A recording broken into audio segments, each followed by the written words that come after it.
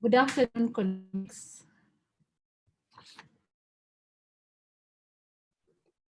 Yes. Okay, great. Good afternoon. Most welcome. We are glad and we are happy to be hosting you. It's afternoon Kenya, it's 2 p.m., but I know we're having participants from all over the world. And so if it's good morning for you, we say good morning to you. If it's afternoon, afternoon. And so for us, we are very, very happy as a team to have this very unique side event during the high level political forum. So colleagues, allow us to start. A lot more people will be joining us, but because of time and because a lot of the presenters also have other pre-statements, we not want to take too much time. Yeah, so thank you very much for joining this particular side event in the margins of the high level political forum. So for us here in Kenya, as the host, we're very, very happy to have all of you great colleagues from all over the world join us. And as you all know, the high level political forum started on the 6th of July until the 15th of July. And so this week we have the ministerial meetings that are happening. For those of you that are following the political forum, you also know that we are having countries reporting their SDG progress. And so it's very good and we are glad to be seeing this yearly progress. Each and every year, countries come together, those that volunteer to report. And so it's very, very good to have that kind of practice. And we are happy that it's a global initiative that encourages all our countries from the global north, but also from the global south to be able to report. And so during this high-level political forum, normally what happens is we have a lot of side events that are organized by different players, stakeholders, countries. And so for us, you're in for a treat today because we have this side event called Strengthening Policy Dialogue to Accelerate SDG Implementation, Connecting Kenyan SDG Pioneers for Sustainable Change. And so just to give you a bit of background why this particular side event is because a group of Kenya SDG champions visited Denmark, and we were there. I was part of the group. I was very honored to be part of the group, and with many champions that you'll hear from as you've looked at the program. The program has been shared in the chat function, and so this group participated in a course as I read out, and we were there from May 25th. From the 31st of May to 25th of June. And so today for us, we want to really share this as a good practice, what we managed to gain as different sectors, because the group comprised of representatives from the national government of Kenya, representatives from the county arm of Kenya, representatives from private sector, civil society organizations, the youth, and also political parties. And so this was a very, very interesting mix of people coming together. There was also somebody from the media and also colleagues from other sectors. And so we'll be hearing a lot more from them. And so for us, having this kind of engagement, we thought it wise to come together in a side event to share our practices. Many times we do a lot of good things, or we are engaged in initiatives that need to be showcased, but we do not provide that opportunity. And so today we will be able to showcase what we learned as the alumni of this particular program, but also we'll hear from the organizers of the program. And also we have a treat for the SDG coalitions in Africa, a few of them, who will also introduce themselves and also will speak about what has inspired them and can this be replicated in their countries. So I think that's a brief, and so I'll also encourage you to continue to follow the high-level political forum. Most of the events start at a time like this in the afternoon, and so kindly sign in and follow the different events that are ongoing. So colleagues, you're most welcome, and so let's start the program. So I'll start off by showcasing the program. We have a bit of change, so maybe that is being screened shortly. We'll start off with the welcome remarks, and this I have already done that, and I'm ongoing as I set the stage. And then after that, we'll have remarks from the Royal Danish Embassy. After that, we'll have also remarks from Danida Fellowship Centre. This was our host during our fellowship in Danida and in Denmark. After that, we'll have a context setting presentation from 2030 beyond. After that, we'll have the summary of the key methodology. I know a lot of you have asked questions like, what's the key methodology? How was this course conducted? Can we get to know just a brief view of how this was done? And so this will be done. After that, and Medica will be screening for me the program, that will be also allowing participants from 5 key sectors who participated as named before.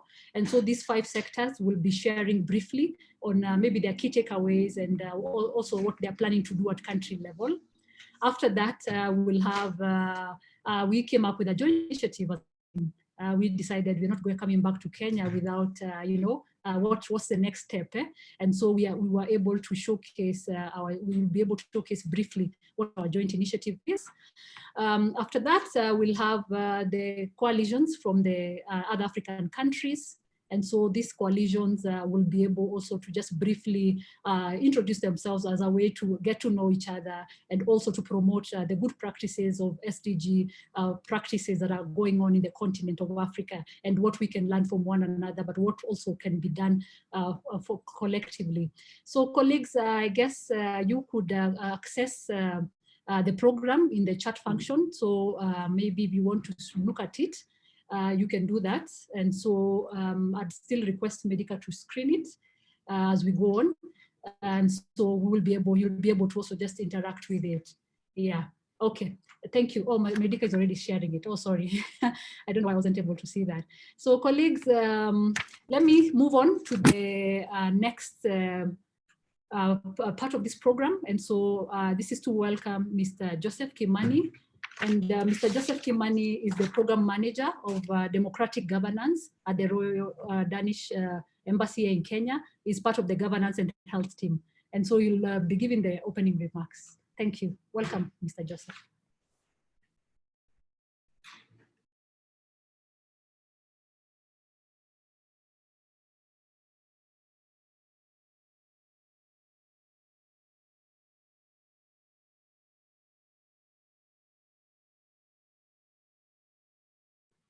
Joseph, we don't seem to hear you.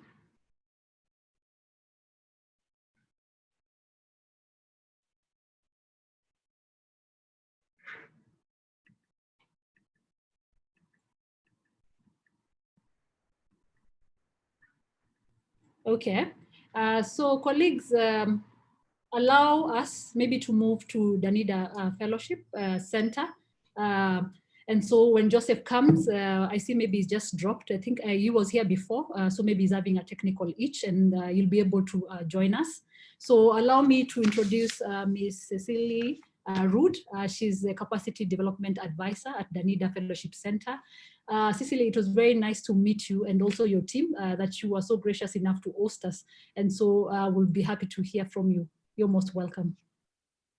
Thank you, Florence, and thank you for inviting me here today. I'm very excited to be here because I followed you a little bit when you were in Denmark. And it was such a great experience to have these 25 pioneers from Kenya to come and give energy and good ideas and inspire us here in Denmark. So thank you for coming and taking this course here. And also for joining the People Dialogue Festival here in Denmark, where you also inspired also our ministers and involved in many things here. So thank you for that. Yeah, I'm Cecilia and I'm a Capacity Development Advisor here at the Danida Fellowship Centre.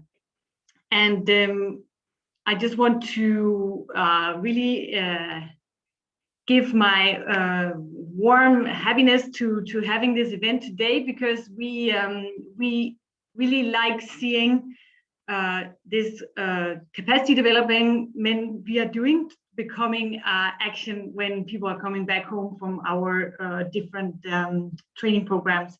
So what we do here at the Danida Fellowship Centre is that we have a scholarship program where around 1,000+ people come to Denmark every year and take different courses. It can be in policy dialogue, it can be in financial management, it can be in entrepreneurship, or it can be in very technical courses.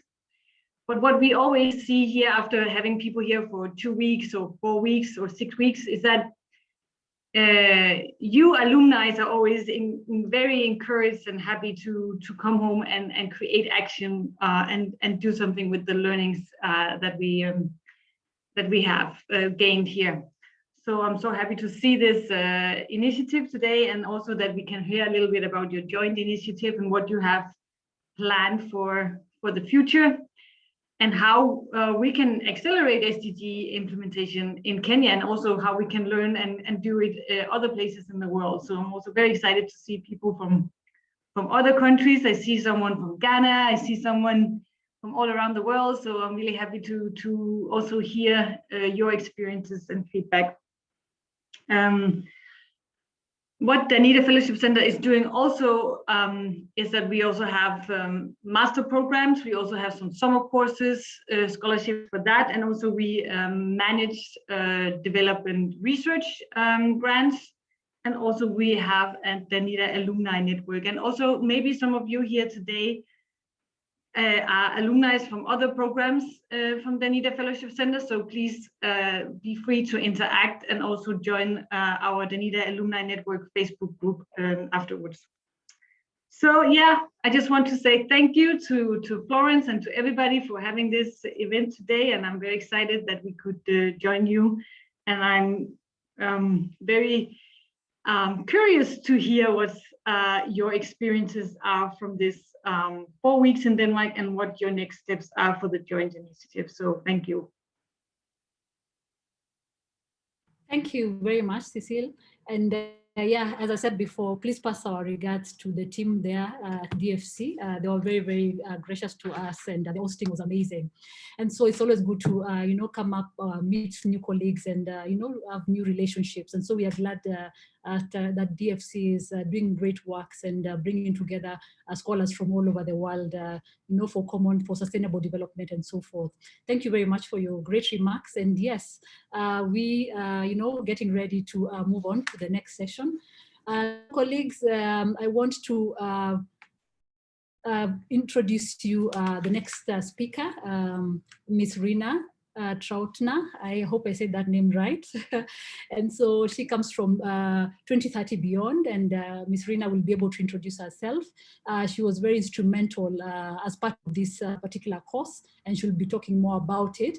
What I also loved about 2030 Beyond is what we are doing, like in Africa, the coalitions in Africa on SDGs, like the SDG Kenya Forum, or the Ghana one, or in the Zimbabwe one, and so forth. And so this, for them, what they do in Denmark also is very remarkable. And so she'll be speaking about this. And so, Ms. Rina, you have the floor. Yeah, most welcome. Thank you very much.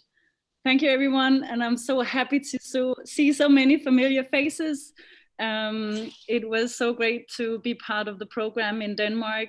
4 weeks we almost had together, and yeah, so actually me and my kids, we are missing you guys. So they actually say hello. It's not a real butterfly I have here behind my head. It's actually made of Lego bricks. I'm at Legoland right now, and my kid said, "Oh, are you going, Mom? Where are you going?" And I said, I have a very important meeting with many of our Kenyan partners. And they said, "Oh, those at the party?" I said, "Yes." So that was just a small remark. So hello from Denmark, and hello from Legoland, where I am right now.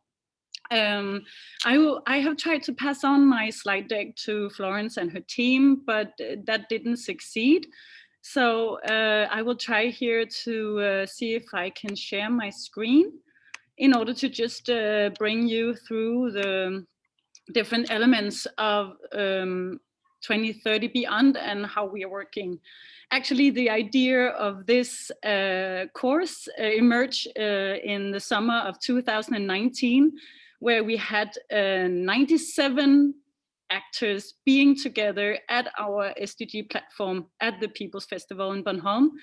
and actually having made 92 events about how to push this agenda, push action, push partnerships, push innovation for the SDGs, we thought, okay, we're in our small country here. Denmark is a very small country. How can we actually get the ideas that we're bringing to the SDG table here out in the world, and how can we actually draw upon all those SDG pioneers and champions around the world in order to work together for really moving forward this agenda. It's a decade of action, so that is actually what 2030 Beyond is about. The name has been and how can you say, talked much about, but the idea behind our name is that we're working the 2030 agenda, of course, and beyond.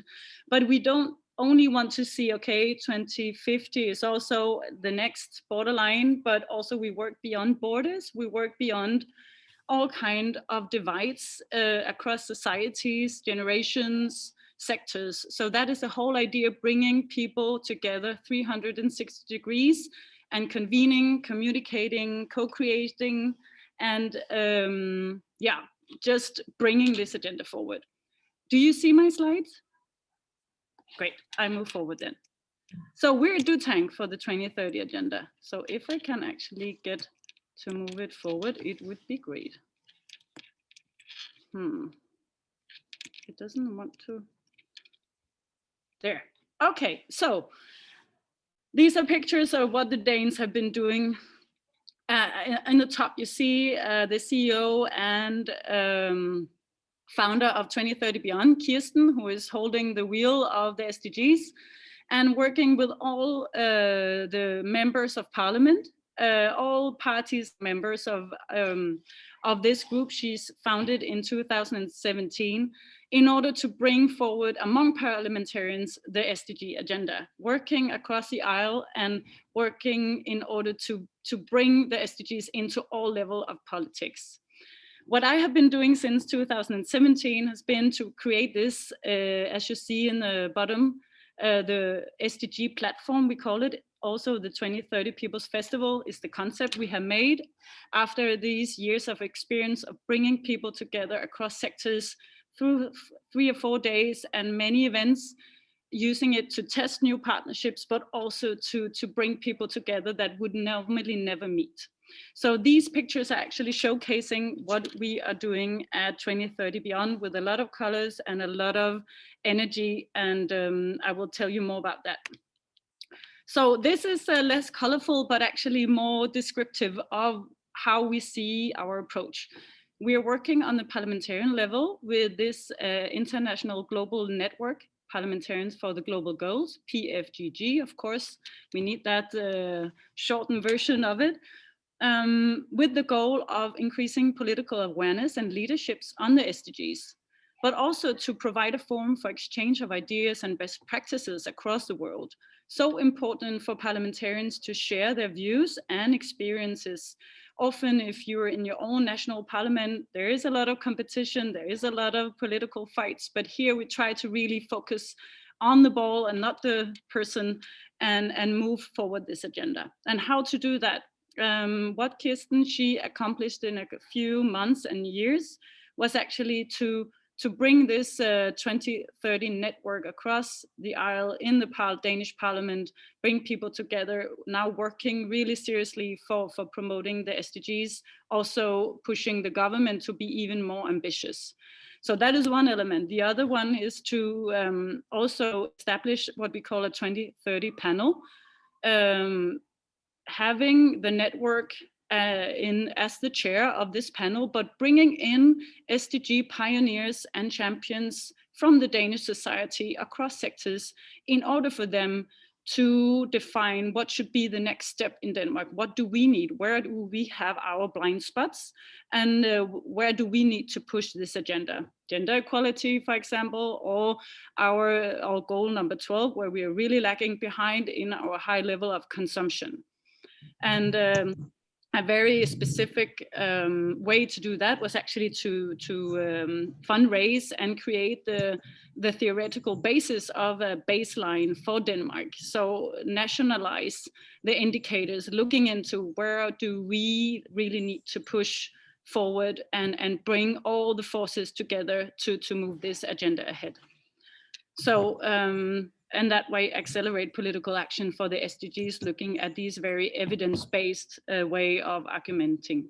So, and that is what Kirsten, she's doing, and my area of focus is these 2030 People's Festivals. And we were so happy to, as you said, Cecile, to invite all 25 participants from Kenya to both be inspired, but also to inspire all the participants, all the Danes being there at the festival by having you, the champions of Kenya, to provide your perspectives in events, but also in dialogue on the SDG platform.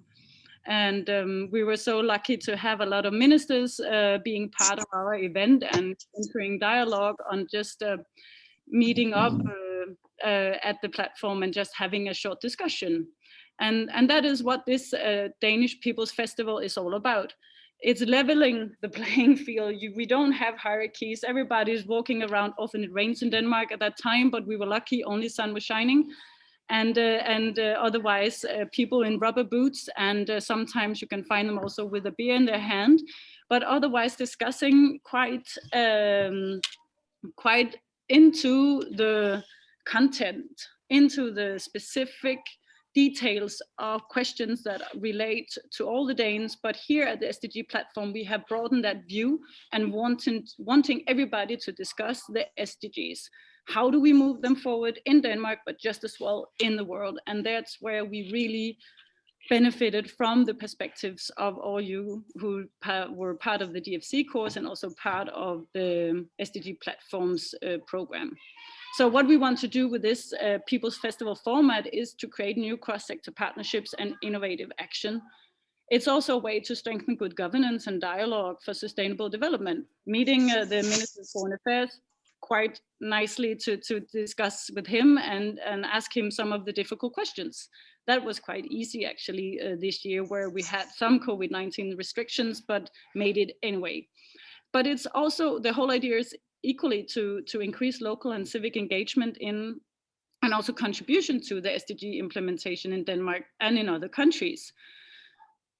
Often the youth has a tendency, when very young, to just think about their own world. It's that's more than enough often as when you're a teenager. But what we really would like to do here is to broaden the view to see, okay, we're all part of this planet. How do we actually engage young people from a very, very early age and being part and feeling ownership of this agenda, just as well of the democracy within where they're living within. For now, the parliamentarians for the global goals, we already have connected 100 members of parliament in 47 countries and from 5 regions. So we're very happy for this network to grow as quickly as it has done. And right now we're working in order to broaden our membership services and events. So this is coming up in the fall. So don't hesitate to write me in the chat or get in contact with me or Kirsten if you would like to be part of this as well. Right, here, looking into the People's Festival, it's made of a lot of elements, but co-creation, music, arts, talks, debates, workshops, social events, and also food and sports. Many, many ways for many kind of people, from many sectors, to give their point of view into the SDGs and how should we move this agenda forward. So what we want to create with this platform, of course, a festival is always nice, but how can we use it actually? So as I said before, new partnership can be tested. It could be a way to broaden your own view and get input for innovative action. But also some element where we see the crossover between what we're doing at the parliamentarian level and this festival level is to build trust and accountability. This is where you can actually meet your parliamentarians, meet the politicians, meet the ministers, and engage with them. This year we could not make as many workshops as it was wanted due to the COVID-19 restrictions, but normally we actually have people in power sitting discussing in workshops with youth, with ordinary Danes about how so they can give their point of view in the challenges they are facing in their everyday. So this trust and accountability is a key element in what we're doing with these two tracks, the parliamentarian element and the People's Festival element. So let me move forward. Yeah, the partners we're working with, I will show you that later on, but Parliament, civil society, private sector, academia, and the educational sector, embassies, UN organizations, and very important persons like those who are trendsetting in society, as well as activists and arts and culture. All elements to bring people together across divides in order to meet up in new ways. So here's some pictures from what we did this year. As you can see, we were very lucky to have several of you guys in the panel with our Minister for Development Cooperation, that is the picture below, and also an contribution to how to build back better in the world post-COVID-19 by Professor Jeffrey Sachs. So that was actually one of the events we were very happy about and very proud of to have organized with many of you being co-facilitators and co-creators of this event at the SDG platform. So we see the People's Dialogue Festival in Bornholm and our SDG platform within that festival as a global hub for SDG engagement, action, and partnerships. For the Danes, of course, we really want them to broaden their perspectives and give them a window to the world, because often we also talked a lot about constructive politics and constructive journalism. Here it's about what initiatives are actually taken around the world. What are the SDG champions and pioneers doing that we can get inspiration from, and how can we inspire each other? Just as well as give inspiration to actually adopt, if you find it useful, this SDG platform format, and to create your own People's Festival, leveling out the power structures, bringing people together in new and informal ways, and also working not only just these 3 days, but on an annual basis with an annual cycle of facilitating partnerships, workshops that leads up to the events at the platform, but also continuing, as Florence said, with the joint initiative afterwards. So, well, you have talked much, and there is a lot of focus on the power of youth, and I really agree. This is actors we would really love to invite in, and not just talk about the youth, but talk to and with the youth in order to bring their opinions to the table. That is one of our focus elements as well. And using also all what we're doing at the parliamentarian level to bring them into this platform, making these synergies between the two tracks we're working on. So here a quick drawing from my hand showing what are we trying to reach with this.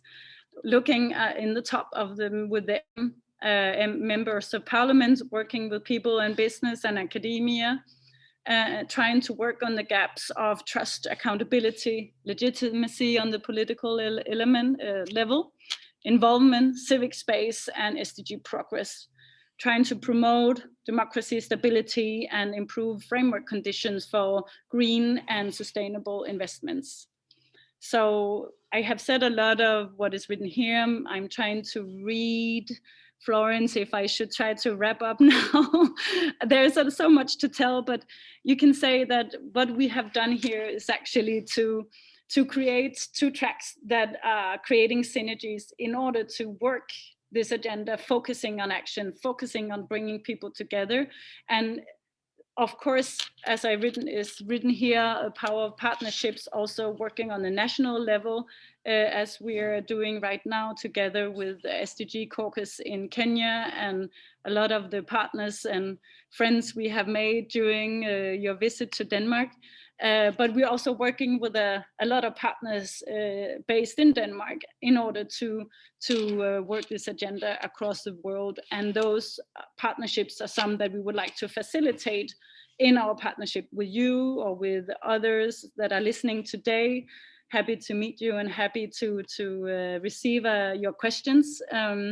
But especially also happy to work with Danida Fellowship Centre, since they are a very important actor in this coalition for bridging different platforms, as the SDG Forum, for example, in Kenya, with the platforms we're building in Denmark, in order for us not to work just on our own platforms, but creating the bridges in between these platforms, bringing people, Danish industries to Kenya, reinforcing partnerships with their partners there, DTU, Skylab as well. So at many levels, bridging people and bringing people together.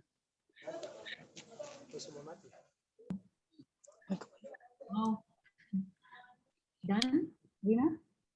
So thank you for the word and thank you for inviting me. I try to make it as short as I can. Okay. Thank you, Rina. You can maybe stop the sharing, but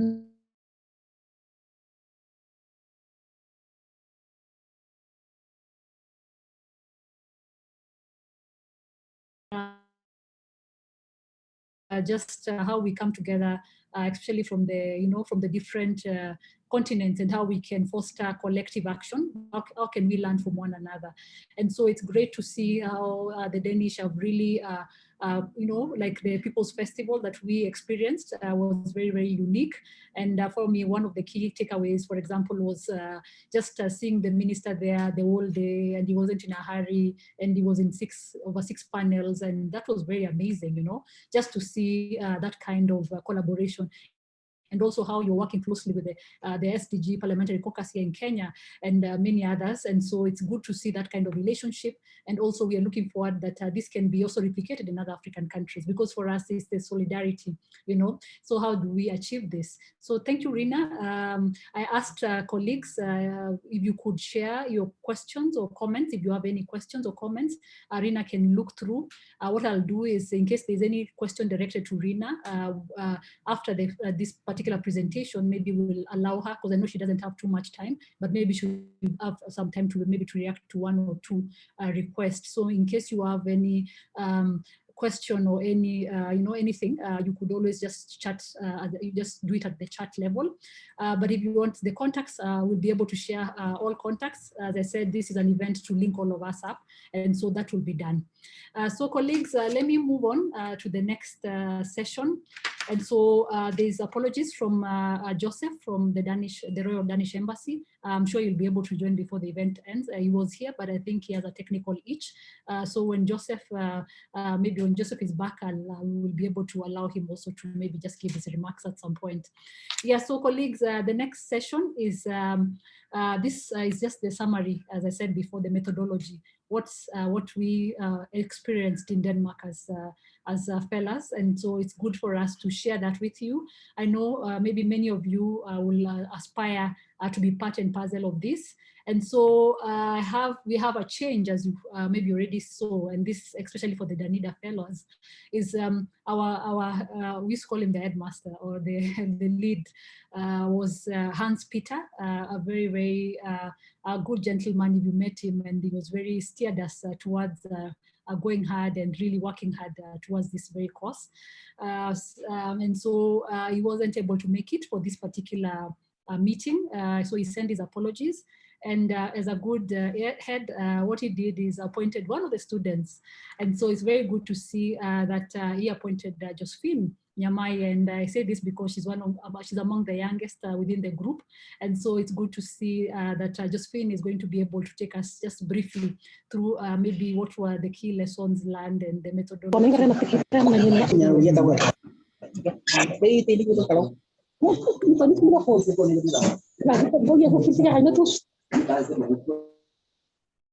Kindly mute yourself. Let's remain muted so that we don't interrupt the session. So this is to welcome Josephine. And so Josephine, you have the floor. Karibu sana, most welcome. Thank you, Florence, and thank you, everyone. It's good to see all of you after such a long time.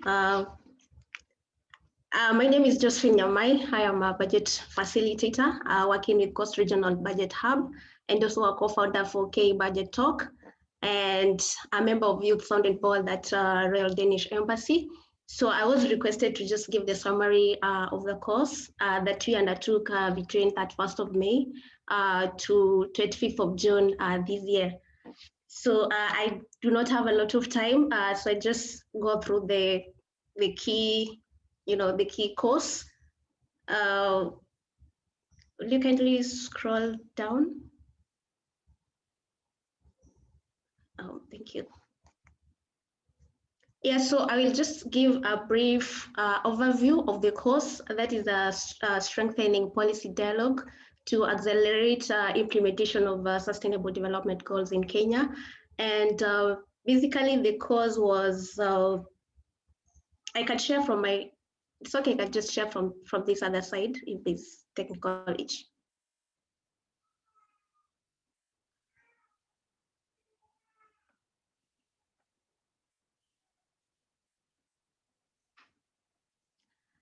Great, thank you. Yeah, so because strengthening policy dialogue to accelerate implementation of SDGs in Kenya was basically meant to, equip us as the learners with knowledge on how to be able to carry out effective policy dialogue and maybe to move towards being more analytical and dynamic and embracing change to see a successful implementation of SDGs. And it was designed in such a way that it was more practical, and it was divided in 3 key components, as you can see from my presentation. And one of the things was to be able to conduct an institutional analysis.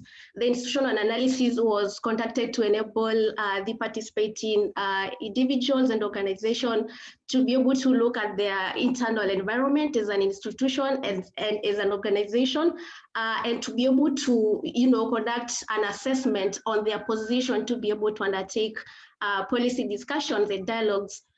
And through the institutional analysis, we were able to identify what we are calling a key policy goal. And the key policy goal here is something that we want to influence, the policy that we want to influence as far as implementation of SDGs is concerned. And we are also able to do an evaluation to establish a challenge which is internal in nature. And this challenge, we will, through the course, we are supposed to be able to know how to address it so that you as individuals were in a position to be able to carry out policy dialogue effectively. And this course was conducted in such a way by employing several approaches and tools of policy management. And one of the things that were able to be undertaken through was to be able to conduct an external context analysis. Remember, we are talking about policy discussions. So it is important that we do an analysis of external factors which could have an impact on whether negative or positive towards our identified key policy goals, and also our ability to be able to address the key challenges that we had, identified. Then there was also a tool to be able to conduct stakeholder analysis and management. Remember, where there's policy dialogue, there are many actors, and you need to be able to identify people whom you can work with. And remember, the stakeholders have the ability, whether in terms of power and interest, to be able to influence negatively or positively to your key policy goal and also your change process. Therefore, this was meant to equip us with knowledge on how we can be able to conduct stakeholder analysis and how to manage the stakeholders. We've also taken through how we can be able to undertake constructive multi-stakeholder dialogue. Remember, we are bringing on board so many people to speak about sustainable goals and how to, to speed the implementation and accelerate the implementation in the country. And therefore, at the end of the day, there will be a lot of an ecosystem also equipped with tools on how you can be able to carry, attractive multi-stakeholder dialogue.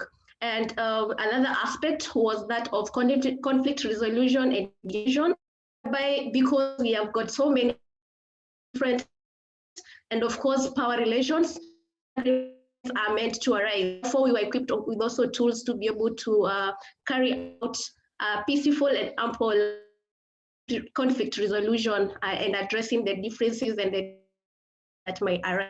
And then another aspect, and I'm happy Irina spoke about it, the aspect of advocacy and networking, looking at things like, evidence, our legitimate institutions to be able to conduct and maybe lead policy discussions, and also the ability to be accountable. So that was on the section of the tools, and these tools were designed in such a way that there were some other tools that we used to call them annexes. I know we can all relate with Annex S to Annex F. So these we could fill these step by step, and then at the end of the day we have a whole action plan.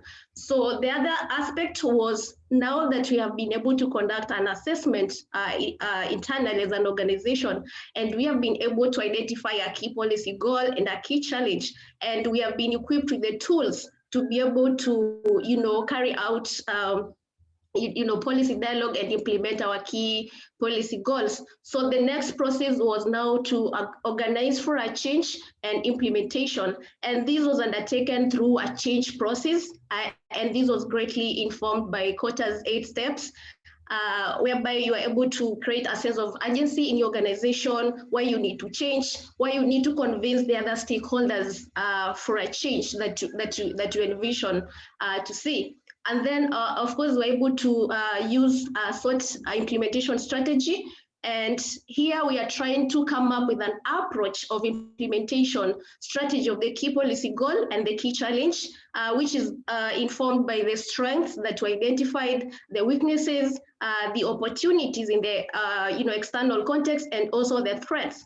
By so doing, our weaknesses, or rather by so doing, our strength would inform our ability to be able to address, to reduce the weaknesses and grab more opportunities, as well as by addressing the weaknesses, we'll be in a position to be able to reduce the threats and also grab more opportunities. Therefore, this was an holistic approach for implementation of our respective key policy goals, and also on how to address the key challenge that I earlier said that was an internal challenge. And then from there, the course was supposed to have an action plan, which today's July, most of us should have started implementing it in the next 12 months. So the process action for implementation is also as a result of the tools that we put together, try to identify the implementation strategy, and now be able to put into practice all the tools and to be able to implement the key policy goal while at the same time addressing the key challenges that we are seeing.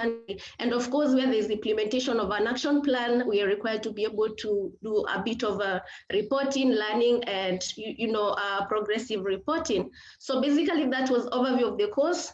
And in summary, it was just a bit of institutional analysis, tools and approaches towards constructive policy dialogue, and then organizing change and implementation. The learning, someone would be wondering, how was the learning designed and how do we go about it? So the learning was basically, as I said, it was so participatory in nature because we were actively involved in the filling up of the annexes, and also trying to come up with some of the weaknesses and other things that I had talked about. And then we had course mentorship sessions mentors. Everyone had a mentor course who was guiding us through this experience. And then we are also learning through peer learning and experience sharing among the fellows, both from Kenya and also from Denmark. And then there was a lot of field learning and experience from international and also from the Danish experiences, and we were able to visit several places such as the Danish Parliament, the Confederation of Danish Industries, the Democrat Garage, People's Festival in Bonhomme. I know Rina talked about that one. And then we're able to visit an organization like Global Focus. And then lastly, we were able to visit DTU Skylab. And there we were able to learn more about youth innovations for sustainable development. So basically that was the overview of the course that we undertook in Denmark between 31st of May to 25th of June. And at the end of the day, after the learning, Joseph coined a slogan, which most of us adopted. And the slogan goes by 30 days of learning for 30 years of investment and sustainable development in Kenya. And from us, thank you very much. Thank you so much, Josephine. It's a great pleasure. It's a great that you've been able to summarize for the team, for them to understand the questions about how was this course conducted and what kind of topics were covered. I think you've done a very, very good job. Yes, it's good you reminded us about the annexes we had to fill from Annex A to Annex F. It was very, very intense, but rewarding. Right now, when I think about the process and the late nights we had, and the high power, low power conversations was very, very interesting. So thank you very much. And I believe that you've done that particular session very, very good. And I know Hans Peter would be very proud of you. So thank you very much. Checking on the chat if there are any specific questions for Rina, and I haven't seen if there's any. And so Rina, I haven't seen unless you saw anything. Yeah, so I think, I guess maybe your presentation was very, very clear and straight to the point, but I know there'll be a lot of connections. I saw you shared your email, thank you for that. And so I hope that there'll be a lot of connections coming forward, just to reach out to beyond, to 2030 beyond, and how we can work together. So colleagues, let me hand the floor to Joseph Kimani from the Royal Danish Embassy. As I said before, he had sent his apology. He was trying to connect, and Joseph is with us. So let's kindly allow him to maybe just do his remarks as we move to the next session. Thank you very much. Joseph, you have the floor.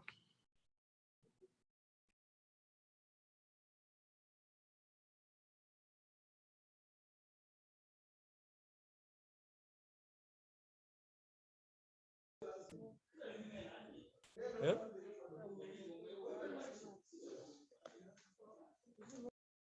Yes, Joseph. Hello? We can't hear you. Maybe unmute.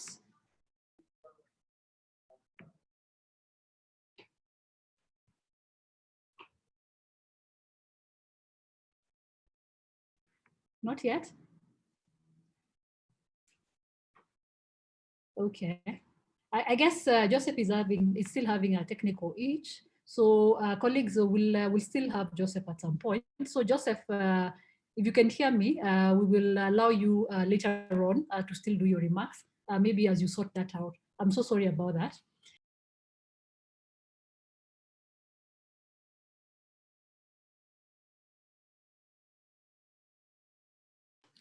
Florence, you are muted.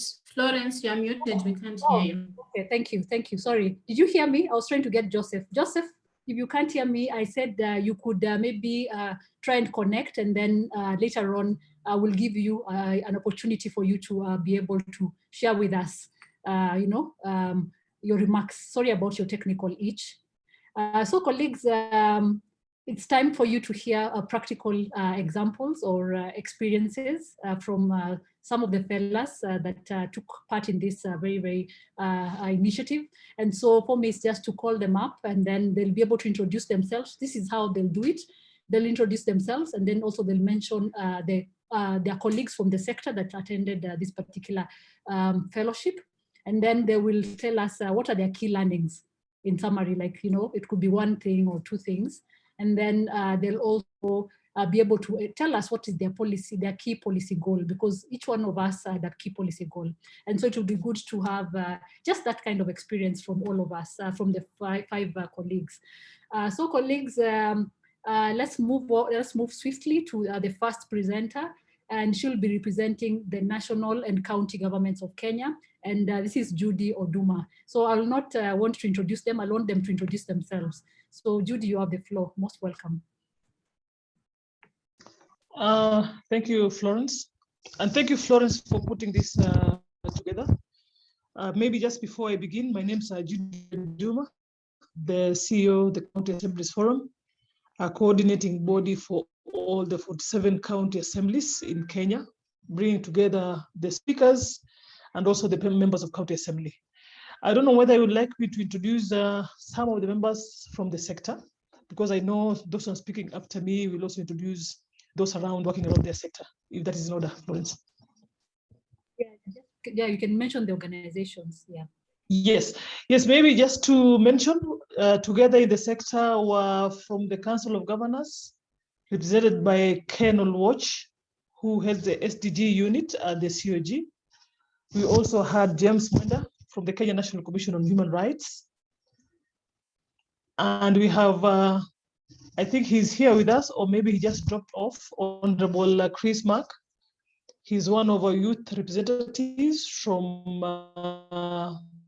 the County Assembly of Laikipia.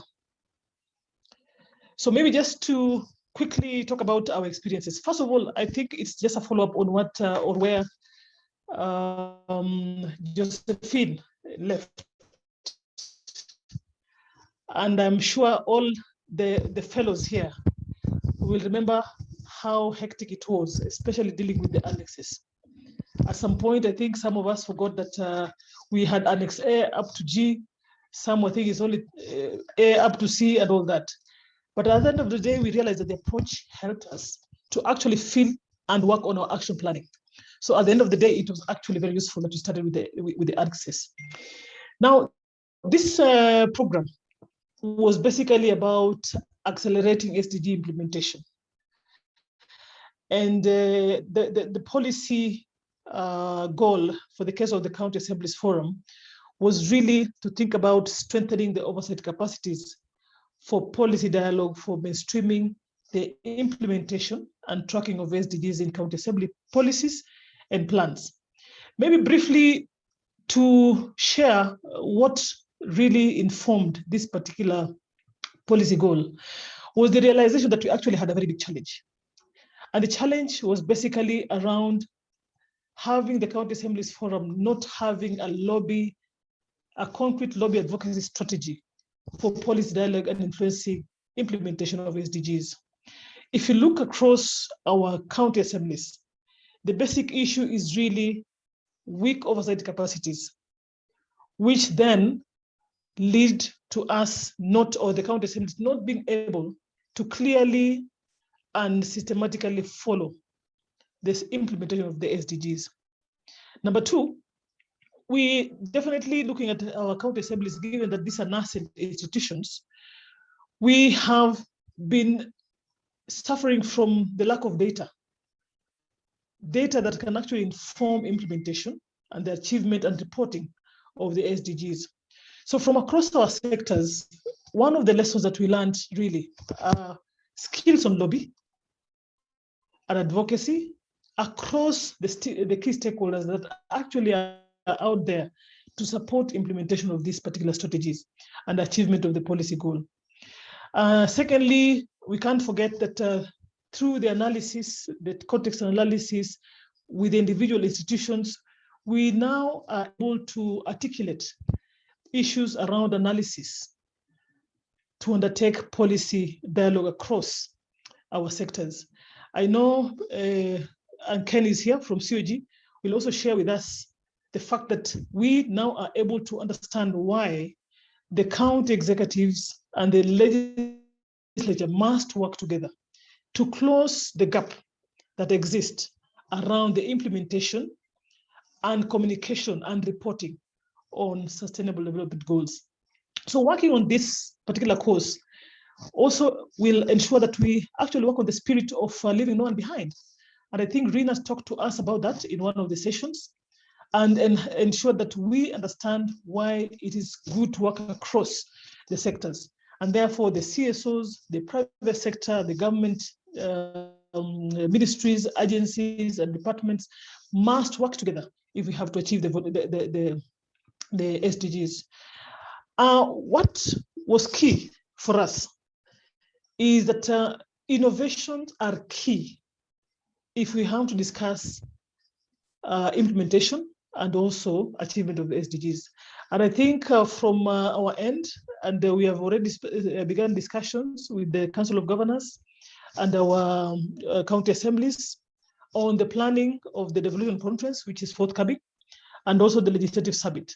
And we're thinking about how can we call for innovations to showcase the different opportunities that we actually have as a government sector in presenting our case to the public, so that the public can also take part and get involved in the implementation of the sustainable development goals.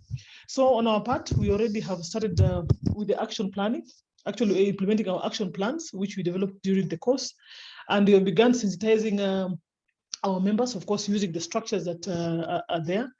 Already, most of us have already gone ahead to discuss these plans with our secretariats. Some of us have already started dialogues with our ministries and our other stakeholders. And we would like to also plan for training wherever necessary, and just to ensure that within the next 1 year, and I think we know that our father there, Hans Peter, will be keen to see that we actually have very concrete reports on implementation of what we've been able to achieve during this particular training. And I think without much ado, I think Florence, I would like to end there. Hopefully I've not taken so much time, and I hope I was very clear, but in case of any questions, we can actually just be able to present it on the chat and then be able to respond. Thank you, Florence. Thank you, Judy. Sorry, I know we have to keep time because we are many of us. Thank you for that, and to just hear the commitment and also the what the national and also county governments are looking forward to in terms of SDG acceleration. So thank you for sharing.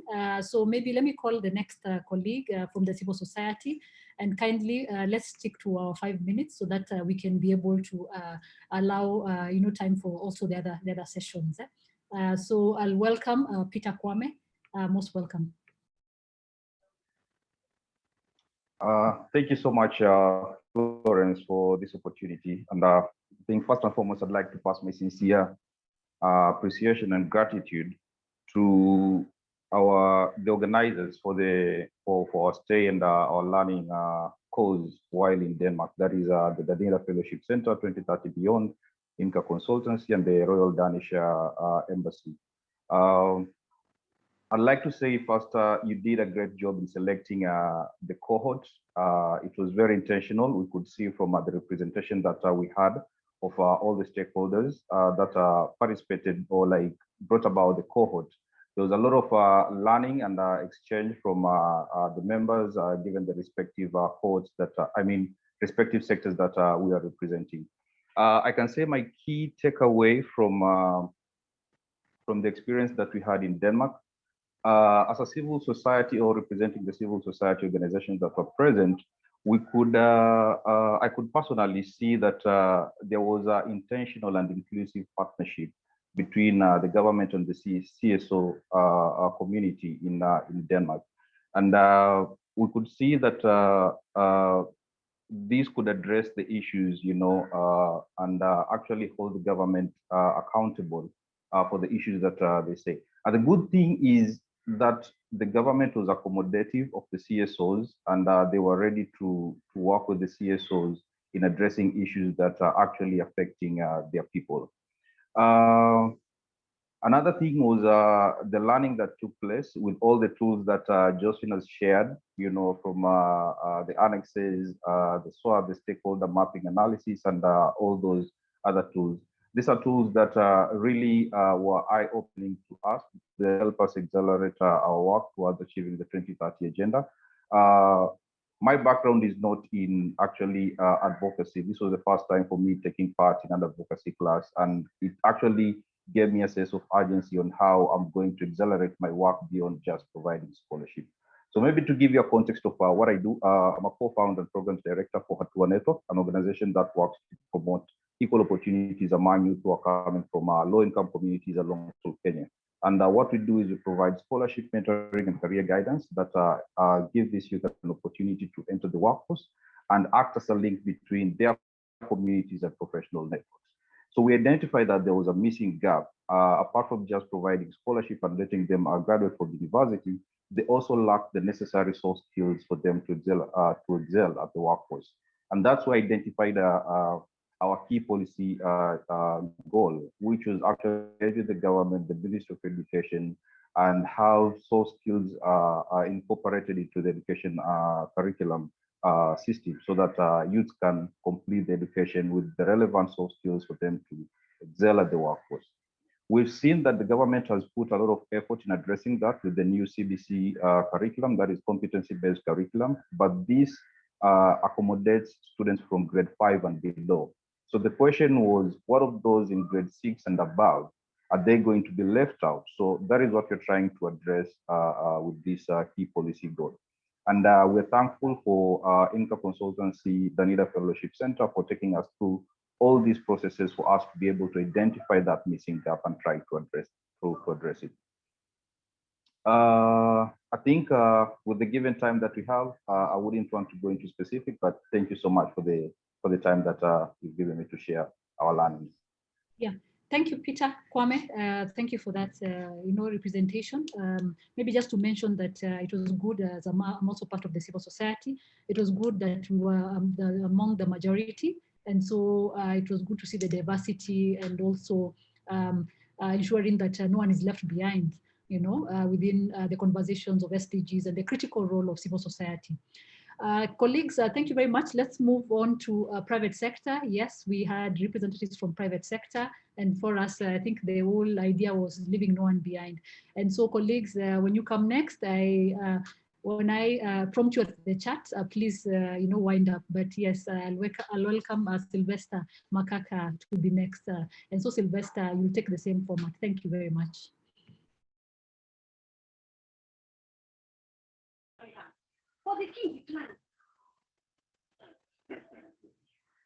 Interesting. No.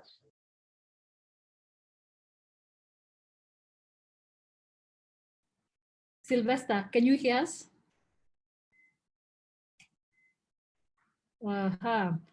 Okay, I'm not sure if Sylvester is still with us.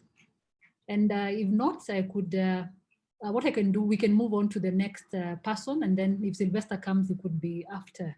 And so, colleagues, we also had representatives from parliamentary caucuses. And so Anthony Buluma will be next. And of course, he'll speak about experiences from this particular, very critical sector.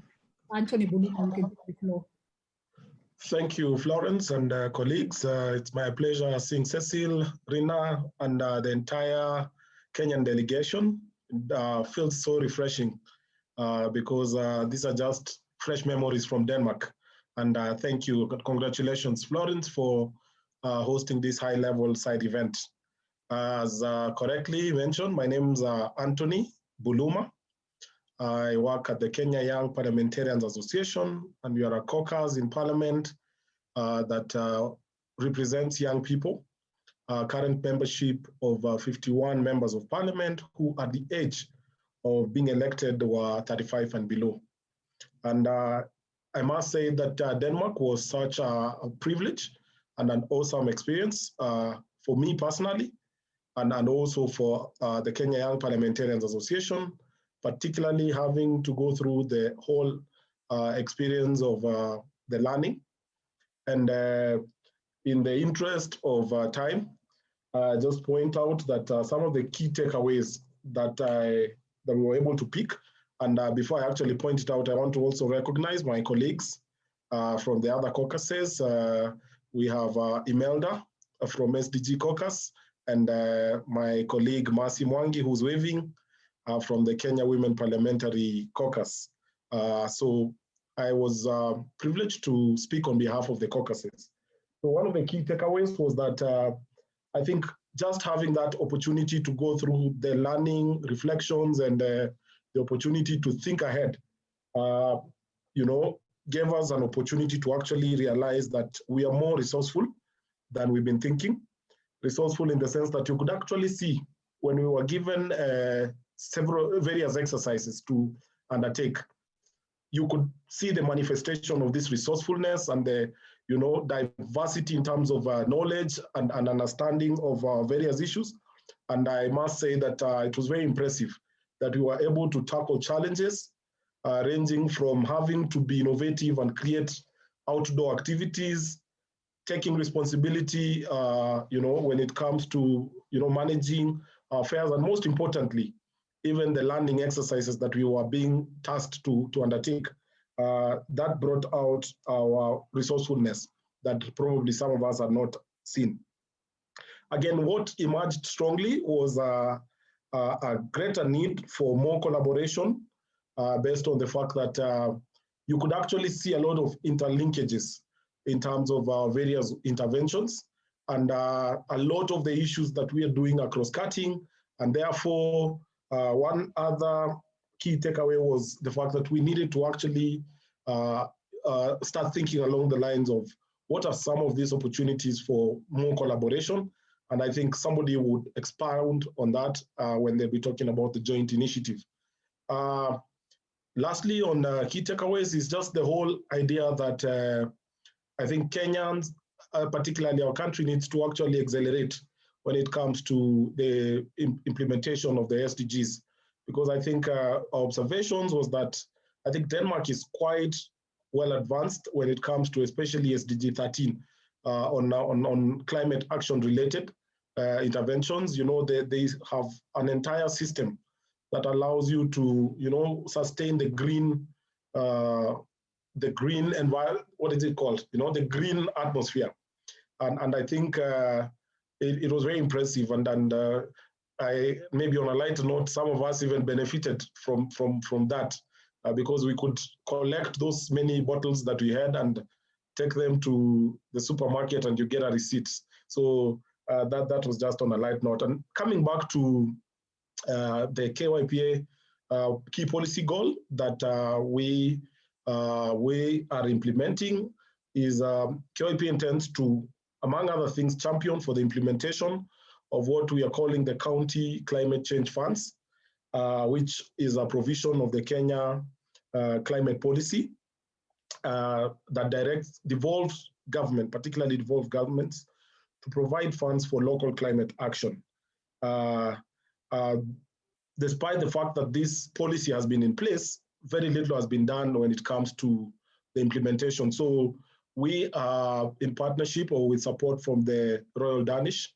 We are already commencing the implementation of a program that we are working on, that we are calling Enhancing the Role of Young Legislators and Young Aspirants in Strengthening Climate Action in Kenya. And we'll be doing several activities in 8 counties in Kenya. And we hope that this can actually be a solid foundation for additional work. I think specifically in terms of our intervention, that is where we are coming in. And I can see Florence is giving me indication that I need to call it at that. But thank you for having me here. I hope that we'll have more opportunities to even share more because I think there's a lot that all of us are doing ever since we left Denmark. And I'm looking forward to us also collaborating when it comes to the implementation of the joint initiative as well. Thank you, Florence. I yield back. Thank you. Thank you, Anthony. I know it's so hard to stop you because you're a politician, but thank you very much. And thank you for sharing, the takeaways from the parliamentary caucuses. So colleagues, let's check if Sylvester Makaka is back because we tried him before. So Sylvester, are you back? Are you able to hear us? Can you take the floor just with the same sequence? Oh yes, there you are, Sylvester. Thank you, you can hear me. Yes, perfectly. Sorry, I missed my slot, but thanks for giving me a chance to speak to my colleagues once more after Denmark. And I must say that Denmark was an experience that will for sure carry along for the next 30 years and beyond. Having said that, I was privileged to be part of this very able and courageous, strong team that went to Denmark to train on strengthening dialogue around SDGs. And personally, my name is Sylvester Makaka. Sylvester Makaka, I work for Kenya Association of Manufacturers, and by extension, the business and private sector. And what we like doing is making sense out of every policy and making it business friendly. And so when I left for Denmark, the big question on my mind was, how do we make the SDGs speak business so that business can respond? And this course was a good input to how we structure and how we want to look at SDGs from a business perspective. Because it's only when it makes business sense that then we are motivated to move in that direction. Having said that, I think Denmark was a good experience. One thing I learned was that it is possible to collapse the silos kind of thinking and doing, so that even as we think of leaving no one behind, everybody is coming along so that we are thinking together, what is the impact of what I do to what everybody else is feeling? Where is the politician, and where is the business, and where is the private sector, and where is the common man? And I saw this manifested in Denmark way of doing things, and especially in Bornholm, where there were no real silos, no barriers, no nothing that is stopping me from talking to the politician. It brings together a platform where politicians come not really to talk as they always do, but to listen what the people are saying. And I think there is a lot of take home from the Bornholm experience, and I still hope that that will really play out when we do our joint initiative event in Kenya. Now, for us from Kenya Association of Manufacturers and business community, we look at things rather differently. And we want to put numbers because we generate this in our small way, whatever we do at industry level, at business level, we generate data.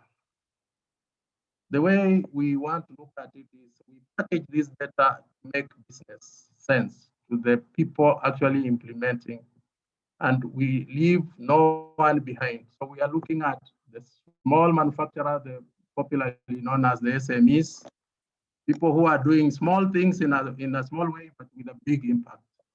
We are looking at the big manufacturer, the multinationals who are doing big things with big investment, with big impact, and trying to make sense out of this and say, is it worthwhile investing in improving, especially the climate change aspect of SDGs? Does it make sense in improving the carbon footprint? Does it make sense in improving on water efficiency?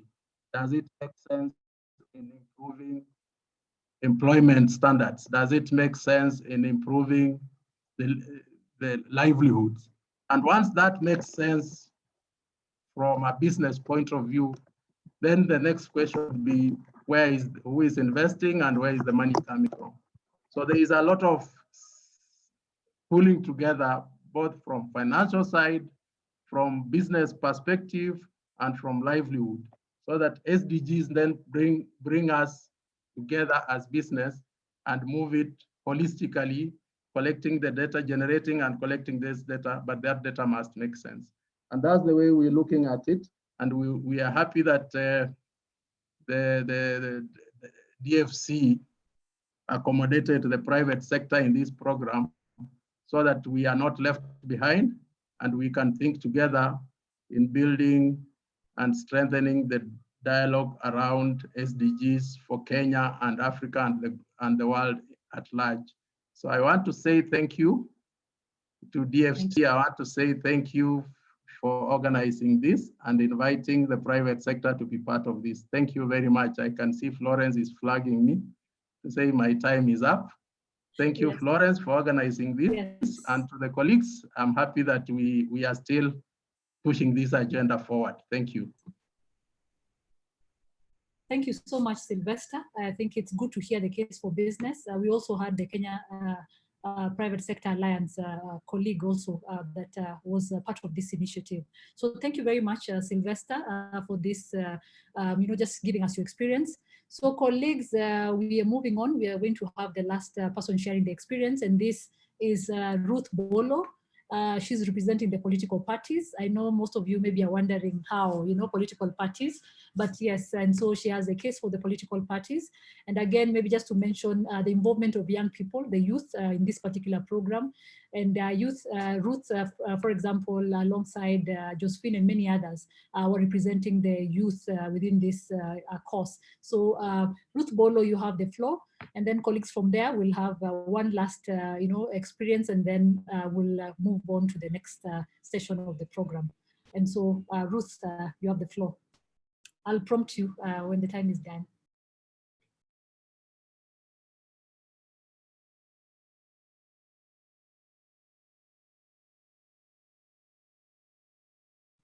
Hello, Ruth Bolo. Ruth, can you hear us? Hello. So colleagues, I'm seeing that maybe Ruth is not. Is Ruth still on the call or? No, I don't seem to see her. She's not on the call. Yeah. Okay. So in this case, if Ruth is not in the call, so colleagues, maybe we'll just maybe move on. I know there's. I'm trying to see who else from the political parties is in the call. Maybe Millicent, is that you? Millicent, maybe you could just say hi. I know that Ruth had prepared, but maybe you could just briefly just maybe say hello, and then maybe just how many of you and which parties were involved. I know you didn't prepare, so I'll not maybe task you to give a detailed intervention, but maybe just to showcase that also political parties were there in maybe about 2 or 3 minutes. Millicent. Okay, thank you very much. I want to say thank you to Danida and all people who gave us the opportunity, all the organization who gave us the opportunity to be in Denmark. As political parties, I must say, we learned a lot, and it was an eye-opener because as SDGs is concerned, I think as political parties, we've not been taking it that serious, but from what we learned in Denmark, I think it is now our time to at least up our game and make sure things are done rightly. And if I may mention, in political parties, we had Daniel Tabu representing NAC Kenya Party. I can see Ruth Bolo is back. Ruth Bolo was representing KANU, and myself, I represented for the Kenya Party and also as the Deputy Secretary General of the party. Because Ruth is back, I'll leave the floor for Ruth because maybe she is more prepared than maybe what I had say. Thank you, Florence, for giving me the opportunity. Thank you, Millicent. Thank you so much for stepping in for Ruth. So Ruth, you have the floor. And you have 3 minutes. Since you took your 2 minutes.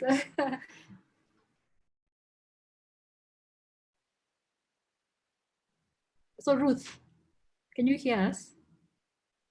Or maybe there's a technical glitch. Are you able to hear me? Yes, perfectly. Okay.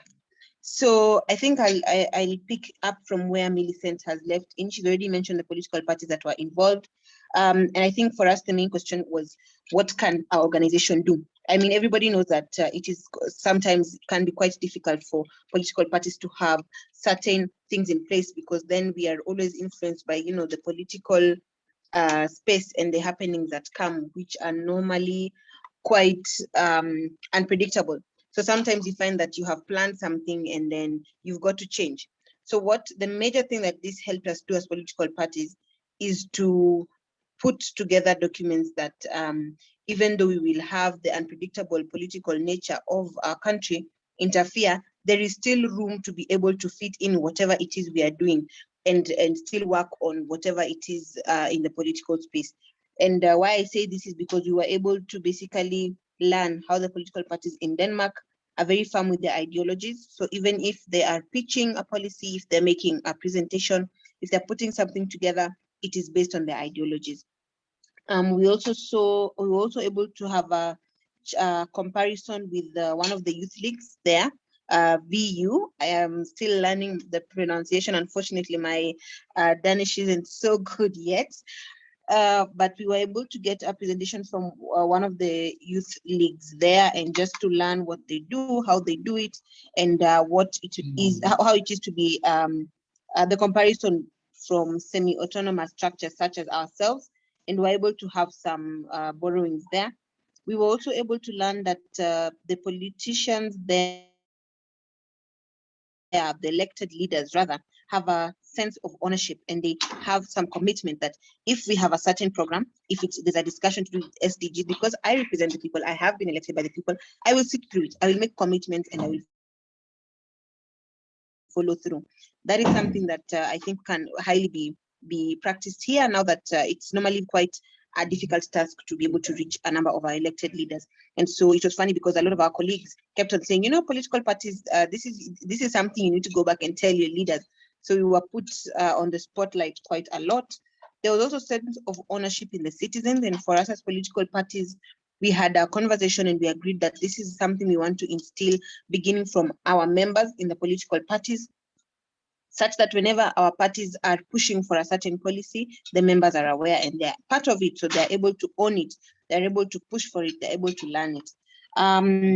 We were also able to note by identifying our key policy goals that if each political party is able to take up a policy goal and really push it and have the elected leaders in the different legislative houses put together certain measures to ensure that it passes, then it will help us close some of the societal gaps and problems one by one. So we realized that there is power in pulling together. And last but not least was the stakeholders analysis. Most of the time what political parties do is, just as I wrap up, is that they think of one or two people that they can reach out to, but the stakeholders analysis helped us. It was an eye-opener because then we were able to know, to look beyond the regular stakeholders and really dive into that conversation. So we have not yet, as Kanu, we've not yet begun implementing. This is because we have a by-election ongoing that we are participating in, but we should be sending in some reports on our progress as soon as we begin. Thank you.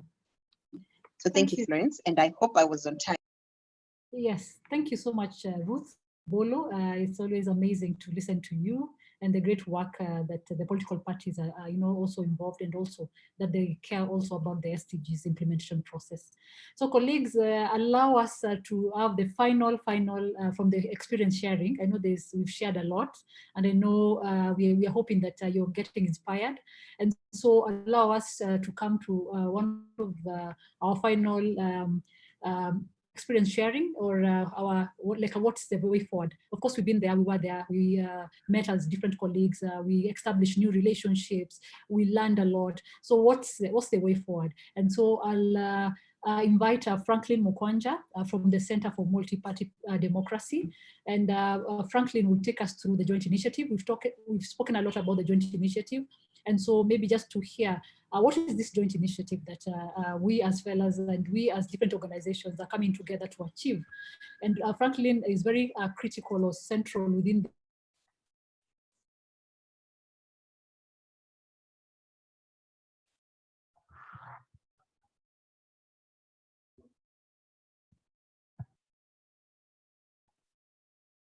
kindly take the floor and be able to just finalize on this experience sharing. Thank you. All right, thank you, Florence. Colleagues, you can be able to hear me? Yes. Thank you. And the challenge of us speaking last is particularly after politicians, experts, and activists, is that they say most of the things. But thank you, Florence, for the opportunity to offer the joints for this wonderful remarks that has been made by my colleagues whom we were with in Denmark a few weeks ago. Colleagues, my name is Franklin Mukwanja. I serve at the Center for Multi-Party Democracy as the Executive Director. The Center for Multi-Party Democracy, we champion issue-based politics, and we're glad that the SDGs are offering us a direct shortcut to the issues that political parties also need to champion.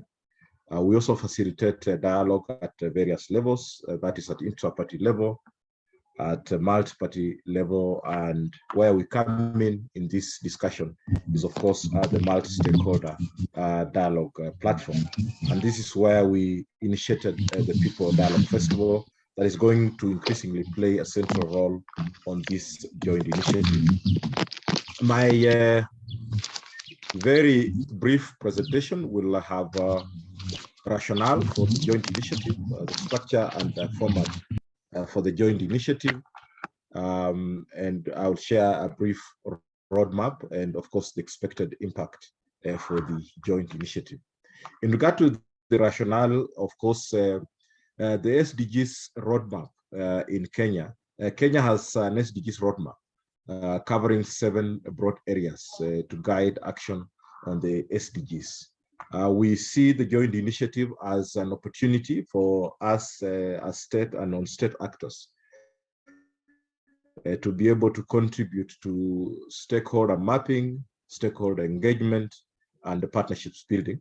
We also see ourselves as providing an opportunity to enhance advocacy and sensitization around the SDGs, and as well as mainstreaming and accelerating implementation for SDGs.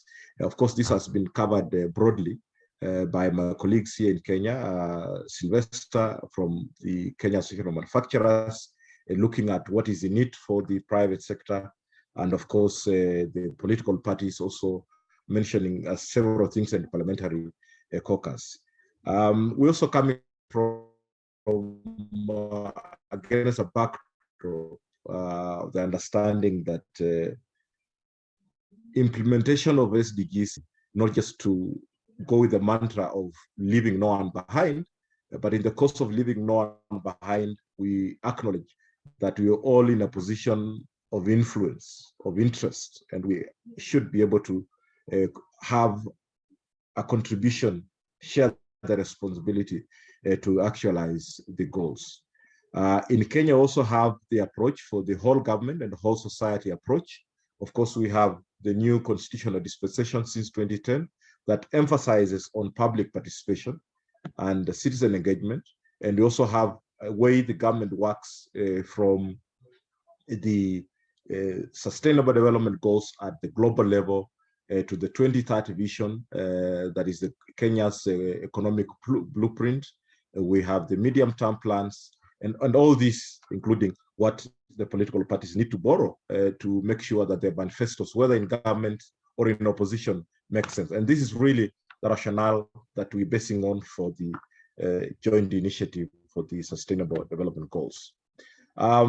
In regard to the structure and format, I'll begin with the main goal that we have for the joint initiative and go through the structure and the format that we want to execute this. So our joint initiative will be an initiative of the state and non-state actors that seeks to provide an alternative and complementary platform for conversations on accelerating the implementation, monitoring, and reviewing of sustainable development goals. We are structuring ourselves around 5 layers.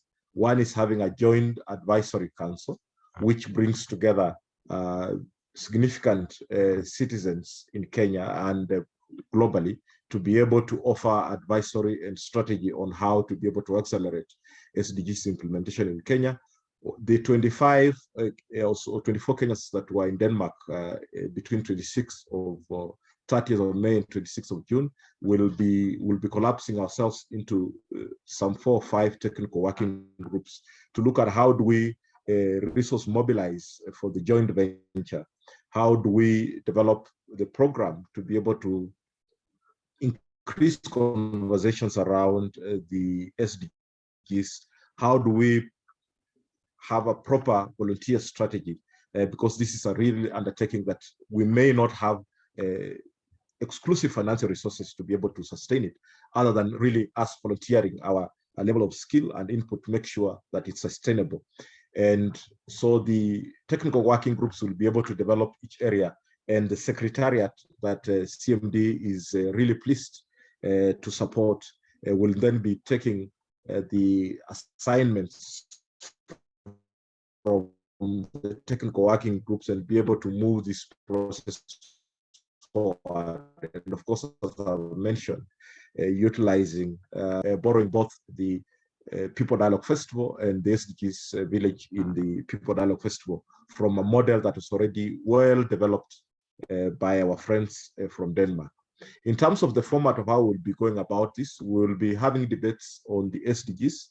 We'll be having exhibitions, including innovations around SDGs, and we have various colleagues that are already working around these issues. We'll have workshops. We will include art in this, and also talks in regard to the sustainable development goals. How do we move from the before we travel to Denmark, during the training in Denmark, and after coming back? We have identified existing multi-stakeholder dialogue platforms that we want to utilize to mainstream the conversation. And we have the Devolution Conference that is run by the Council of Governors. We have the County Assemblies Legislative Summit that is run by the County Assemblies Forum. We have the Parliamentary Open Day on SDGs that is run by the Parliamentary Caucus on SDGs and Business. We have the annual stakeholders dialogue, annual multi-stakeholder dialogue on SDGs that is ably run by the Kenya SDGs Forum. So we're going to utilize already these existing multi-stakeholder platforms to keep the conversation, because the beauty of dialogue is that it's a continuous process. It has to be structured, it has to be people-centered, it has to be inclusive, and we really firmly believe that the various existing multi-stakeholder dialogue platforms offer us these dynamics and specifications to enable the conversation around SDGs to be sustainable, to be people inclusive, to be, structured, to make sure that it is continuous. We'll also be able to leverage on our multi-stakeholder dialogue platform, now which is able to convene decision makers and citizens. So it has a very good involvement of decision makers and representation of different social and political groups. And the bond, this, they to really tear and pull down silos and make sure that you're looking at these things and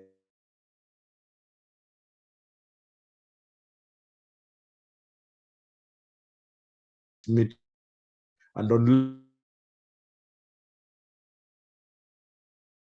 the leader for the law on all these issues. Sure that the issues are really being articulated, they are being acted upon, and there's sufficient public participation, and there's sufficient citizen engagement in the issues, and all these inputs are not only being listened to, but the contributions can be witnessed in the final decisions at the governance level. The expected outcomes that we're looking at having from the joint initiative is enabling us to have a better highlight on the national campaign on the decade of action on the SDGs, and of course raise levels of public awareness and sensitize the public. And we're looking at this from a two-pronged approach. SDGs Village within the People Dialogue Festival to ensure getting more informed and interacting more on the global goal. Creative arts for enhanced knowledge on this.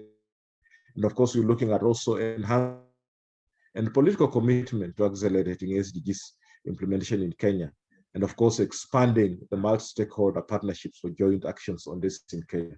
I will end there and be able to allow more time for plenary discussions. Thank you very much, Florence. And it was a great opportunity to engage my colleagues in Denmark and also coming back at home to be able to do a number of things to move this process forward. Thank you very much.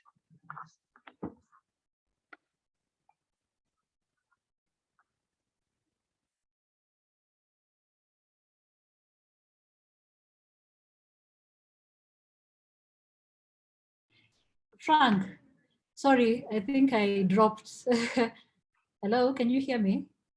Yes, I can hear Florence. Oh, sorry. I sort of, I think, dropped for a minute. So thank you for concluding. And so colleagues, I think that's our joint initiative. I've already seen a comment from Judith. She's from Zimbabwe.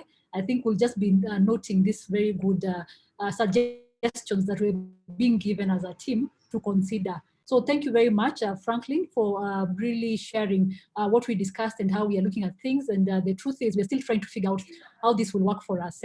And so we've really benefited from your good inputs and from your good observations about what we are sharing and what we're talking about. Colleagues, this is time, and maybe Medica will be sharing the slides. It's time to transition. Maybe I'll just be saying just a few remarks as we transition, and then I invite this next panel. And I promise that I will not take long. We'll be coming to a conclusion as earlier indicated. So of course, this is just some of the photos. I know a lot of participants have already shared some photos from the event or from our interactions when we were in Denmark. But for me is to say that it's good to really hear. We thought it would be good for us to provide this opportunity for us to share the experiences, and for us also to ensure that every time we get an opportunity to learn, every time we get an opportunity maybe to bring in new innovations or knowledge, then how do we disseminate this? Because many times a lot of us are involved in a lot of activities, but we are never able or we don't push for such platforms. And so we are really, really happy. And maybe just to mention that this is a joint initiative in this particular organization of this event. So it's not just us as the SDG Forum, but of course the rest of all the alumni, all the rest of the fellows, and DFC, and also the Royal Danish Embassy, and 2030 beyond.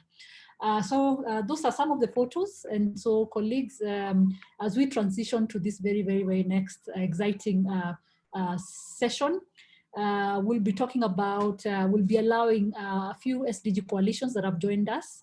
And they'll be, if they have any questions, but more importantly, they just be briefly introducing themselves and their coalitions. And then if they have any observations or any questions or any remarks or point of advice or takeaways, they could just talk about this. I think it's important that we thought this is important because for us as the Kenyan coalition, we've always worked close with these other coalitions, and it's good for us to share our best practices. So we'll be welcoming the colleagues from Ghana, South Africa, Tanzania, Nigeria, and Zimbabwe. So I personally am looking forward to just this particular session. And so we'll start with Judith Kaulem, and I'll also do the same. I'll not introduce them, I'll want them to introduce themselves. So Judith will go first, and then Stephen Chacha will come next. Thank you very much. And you have 5 minutes, so I'll be, thank you. Okay, thank you very much, Florence. And thank you for this invitation to this very informative side event. I'm sitting here being blue with envy when I listen to all the wonderful learning that took place. So I really appreciate that. We have always looked up to Kenya SDG Forum I've always said, Florence, you and your team are a trailblazer. So we learn from you. And so thank you so much for sharing the opportunity. Sometimes people are stingy. When such opportunities arise, they never share, but I want to commend you for really making this public knowledge and sharing with us. So I'm Judith Kaulem. I'm the director of the Poverty Reduction Forum Trust in Zimbabwe, but I'm here in my capacity representing the Zimbabwe Civil Society Reference Group on SDGs. And maybe just as a way of background, that as the Poverty Reduction Forum Trust in Zimbabwe, we are into policy advocacy. So we were even very active during the MDG era. But what we learned from that process, because we were working as a single organization, even when we wanted to engage government, our impact was very minimal because we were working in this siloed approach. So with the coming in of the SDGs, in 2017, coincidentally, the government of Zimbabwe was presenting its first voluntary national review, and we wanted to engage in the process and learning from the shortfalls of our approach in the MDGs. We then initiated bringing together civil society organizations to work as an entity. So we initiated the coming together of APEX, sector-specific APEX organizations, representing the youth, women, people with disabilities, children, media, older persons, churches, to come together to then form this civil society reference group on SDGs so that we can engage. We took that approach because these APEX organizations are membership organizations with members beyond hundreds and going to grassroots. So it works well as a conduit to then have the broadness of civil society participation. And it makes it easier then even for government to work with us, because when we launched that process, it was officially launched, government acknowledged it, and moving forward, government continues to acknowledge that platform. So when they want to engage on SDGs with civil society, it's very easy for them to come through this platform. So we have been working within that platform, coming together quarterly as the reference group to share experiences, because by virtue of being sector specific, these sectors also have SDG specifics that they focus on, although broadly they will look at all. So it helps to ensure that really no one is left behind in that regard. So maybe I'll just quickly go on to what I'm taking away from this platform, from the learning that has happened with Danida and our Kenyan colleagues. Firstly, what is really commendable is the sectorial representation of that group that went to Danida. Because after time when such opportunities arise, it's either to us as a civil society, and we end up speaking among ourselves. So preaching to the converted, as they would say, and then there's no impact in that regard. So I really was motivated by the level of sectoral representation that took place in that regard. The second one is the challenge that we have seen with civil society in terms of being able to engage and engage sustainably is you need to be continuously active. But for you to be active, you also need the financial support, technical support to do that. After time, it doesn't come that easily. But what I liked about this fellowship, when Celia said that it is for programs that are already funded by Danida, which is a good way that sitting here knowing we don't have any partnership with Danida in my country and saying, oh, please, let's this kind of approach change. But I like it because it is within a program that is already funded. So there's a long-termness in that kind of approach. So I'm hoping opportunities can arise, even for us that age, and engage our own Danida embassies. I think this is an opportunity to now go in and knock on their doors. So I like that approach indeed. And then the third one, really, I like the multi approach that was used in the course, but I was highly motivated by the People's Festival, specifically because it helped to demystify the SDGs. Yes, indicators are good. Yes, targets are good as a way of monitoring, but it makes it very academic.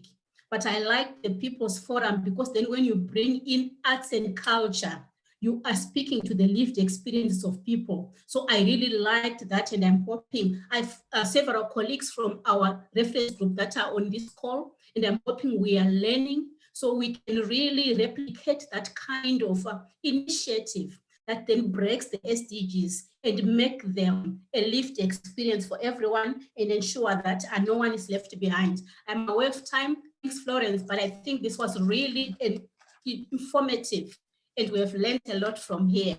We'll engage with Danida. We'll soon be engaging with you. Thank you very much.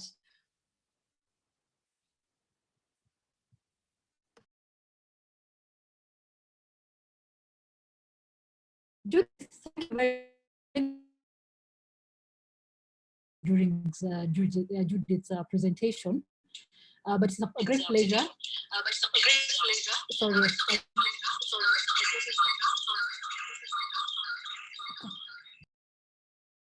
Sorry about that.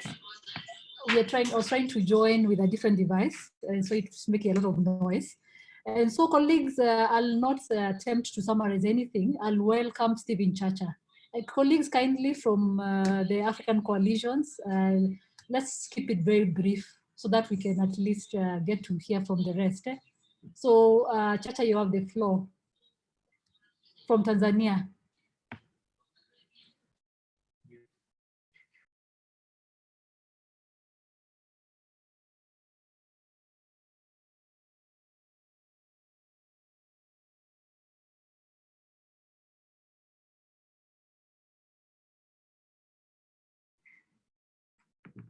Hello, do we have Chacha or should we move to, okay, as the team checks for me if Stephen Chacha is on the call, we'll move to Ambassador Caroline Osikipedo from Nigeria.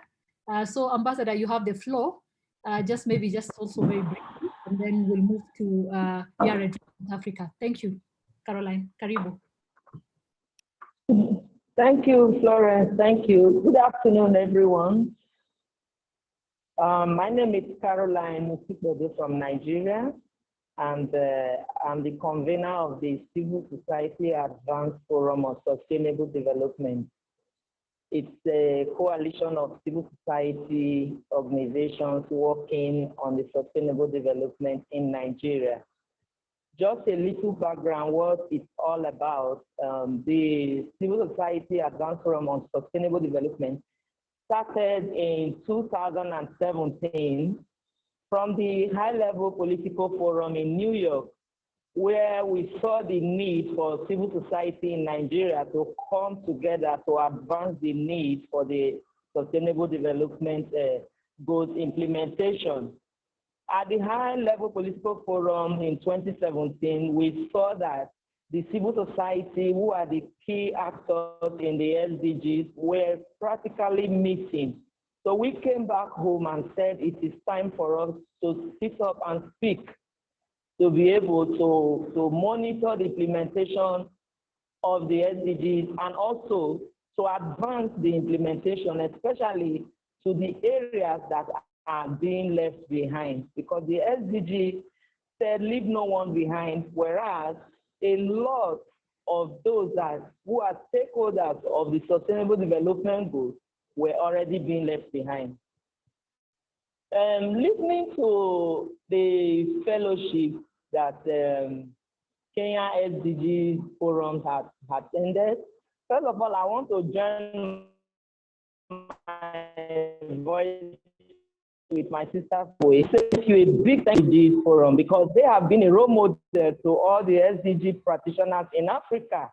They share information, they share all their best practices to ensure that all other coalitions move in the same line in achieving the SDGs, and not just achieving them maximally. So I want to say thank you, Florence, thank you to all your colleagues, and also want to thank the Danish Embassy, because if this opportunity given to stakeholders, not they would not have been there in Denmark to learn and then had something to come and share with us. So the key takeaway is that I realized that the multi-stakeholder dialogue, the stakeholders management, everything that is needed in policy and governance was touched about. And it's good that we share these experiences because a lot of people actually are working for the implementation of the SDGs across the globe, not even only Africa, but in a different way. There are ways that in which we achieve the result that we are already in the decade of action for the SDGs, but what have we really achieved? If we say there should be measurement, what impact has Africa as a whole made? And how are we engaging? I think that is the need for this policy dialogue that the Danish Embassy has given to the Kenya SDGs Forum. A lot of us would like to key into it because there are a lot of innovations that they need to be brought on board. People have ideas, but also putting your ideas on the table. How do you want to bring them? They are big challenges that a lot of people are encountering. So maybe with things like this, with this kind of fellowship, we'll be able to learn more on how to engage with the SDGs, and not just engaging in the SDGs, achieving the SDGs within the continent. So, well, we are hopeful, and we are thinking that the roadmap that has been shared should be such a roadmap that we carry the whole of Africa SDGs actors on board. It's a good plan. I appreciate all that has been put on ground for the roadmap, and we are ready in Nigeria to key into it to help drive it to its success. Thank you very much. Thank you, Ambassador Caroline, for keeping it very brief. Thank you very much for your comments and your input. Colleagues, I want to start apologizing in advance that maybe we'll run over time, but just very briefly. So if you allow us, so I'll invite the South African colleagues. And so maybe just briefly again, so you have a few minutes. I see Yared. Oh, you're sharing the screen. Okay, Yared, you have the floor. You can unmute and then maybe speak. You're muted.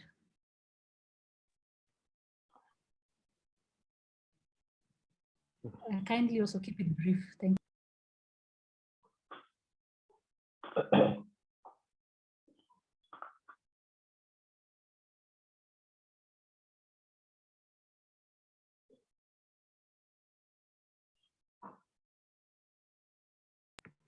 Yared?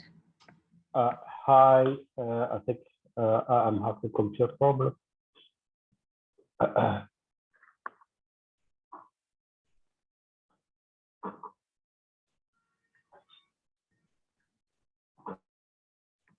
Maybe you can go on as you wait for the screen to, maybe it's a technical itch, but feel free to just proceed as you wait for the screen.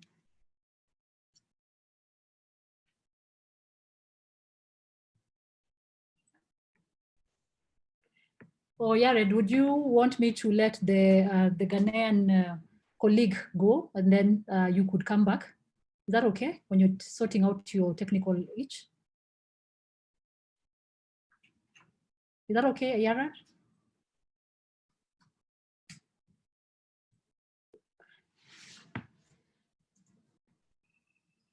Hello, Yared? Okay. So we'll move to Kwando from Ghana, just briefly also as Yared comes back. I think he's having a technical itch. Yeah. So kindly let's, as we go to conclusion, I know we don't have too much time. Yeah. Hello, Florence, and good afternoon to everyone. My name is Kwajo Owusu, and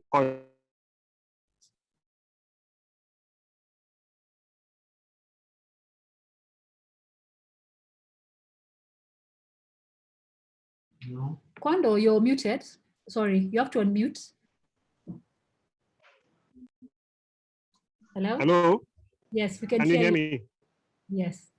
Okay, so I'll just say that I'll start with my takeaway from this crucial and I think very informative side event, that indeed the SDGs is indeed our collective responsibility.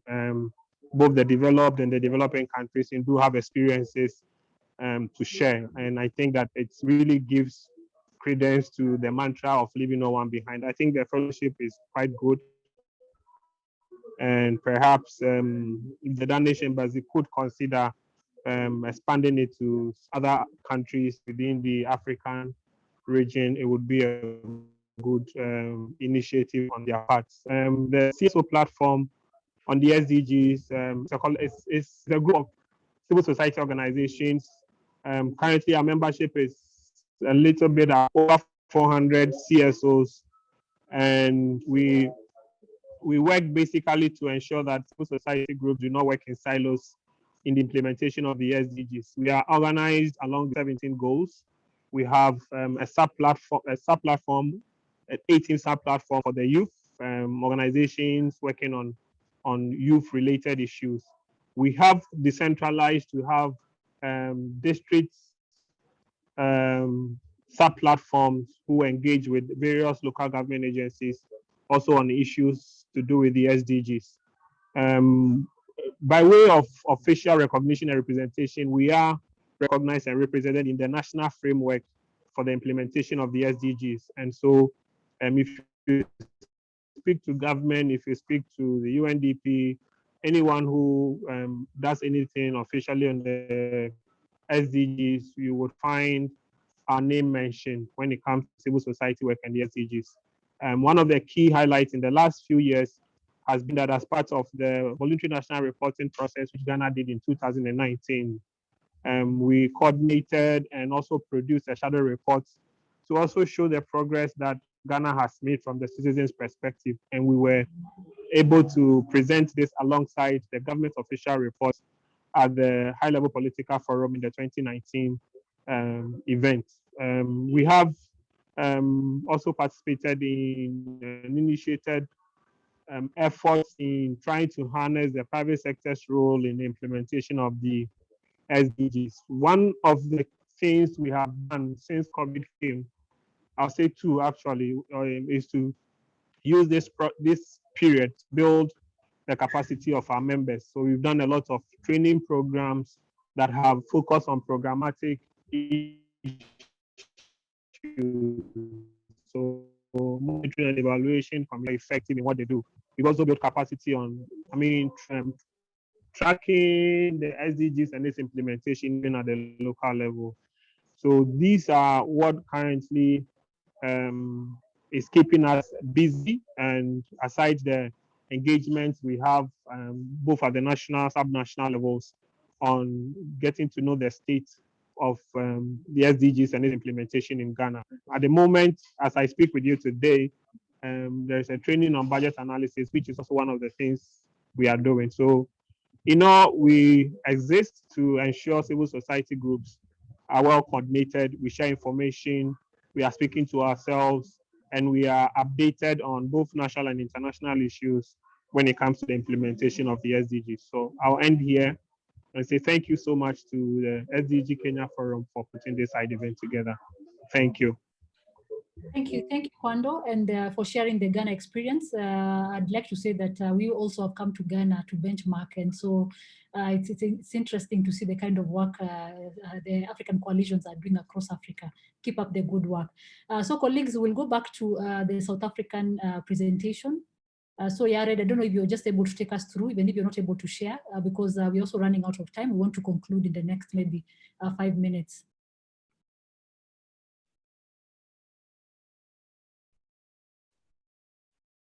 Yared, are you able to hear us? I'm seeing Joseph also and Yared from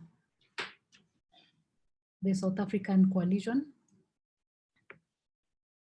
You could just maybe give your remarks.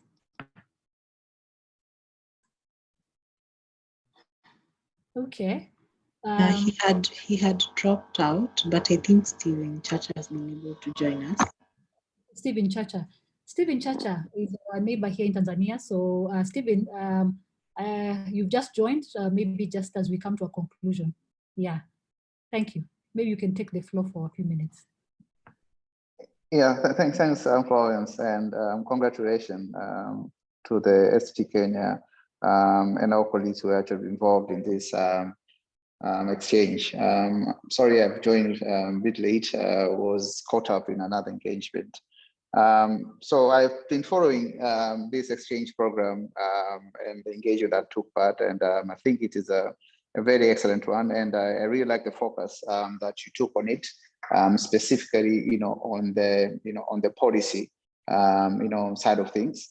As we all know, variance in line with goals, our sustainability agenda is still a challenge in most of our countries. It's like we want to implement these very ambitious goals, but with the same level of policies that we had, prior to them. So there's really a lot of work that has to be done into amending or changing the policies, to be able, to get there. But it's all, collaboration, and we very much also like the experience and collaboration in Kenya that actually involves the private sector, the national parliament, the civil society organization, and other key actors that are actually, involved in the implementation.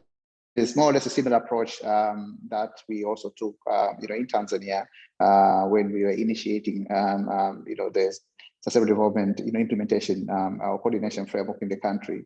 So it's all started by civil society organization coordinating ourselves, but we knew we would not be able to do much without having these other key players, engaged. But us coming together first proved to be very successful and useful, in the sense that it demonstrated that there's power in collaboration and partnership among key stakeholders, and it actually opened doors for engagement and partnership with the government, with the private sector, with the national parliament, which actually even led for us to initiate this the establishment of the Tanzania Sustainable Development coalition at the level of the national parliament, but also engagement with the UN system in the country and other development partners. In line, with the SDGs implementation. And again, this example was very useful when we went to our Vienna process in 2019, which again showcased the strength in collaboration and partnership among stakeholders when it comes to the SDG implementation. And we are happy that process has led into the official launch of the Tanzania Sustainable Development Coordination Framework in December 2020. So at least now we have an institutionalized mechanism in place that supports the coordination of the different actors and stakeholders into SDG, coordination implementation in the country.